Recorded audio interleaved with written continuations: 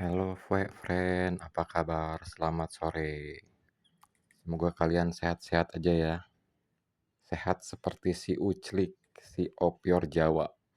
Kita ini nih, udah berapa minggu ya kan tambah mapan, tambah gacor, tambah kinclong warnanya. Nah, kebetulan sore ini gua kasih menu baru nih. Gua kasih buah salak. Nah, tuh lagi dicapluk ya kan.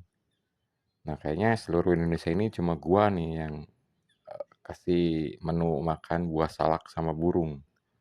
Kalau misalnya ada yang lain tolong tulis di komen ya, yang sama-sama kasih buah salak juga. Karena ini bukan praktek yang umum ya, kasih menu makan buah salak sama burung. Walaupun manfaatnya sangat luar biasa nih. Nah, ini gue terangin nih manfaatnya.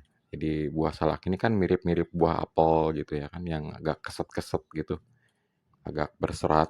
Nah, jadi manfaatnya mirip gitu. Jadi dia menyediakan serat untuk pencernaan si burung. Terus dia juga meningkatkan birahi si burung, terus penuh vitamin dan mineral ya kan, kalsium juga untuk kesehatan paruh dan tulangnya, kekuatannya. Untuk vitamin A untuk kesehatan matanya dan tentu saja, eee, bikin warna si burung ini makin keluar ya, makin kinclong. Nah itu manfaatnya, jadi luar biasa.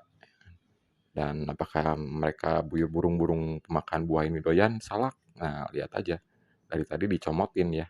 Dipatokin sama dia dicokcrok gitu.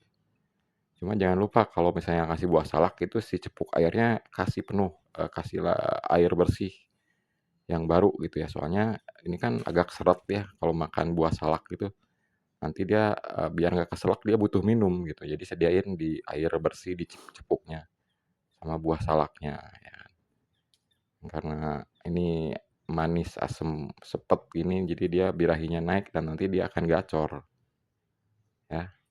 Nah, itu aja. Ini saran tips menu baru untuk burung.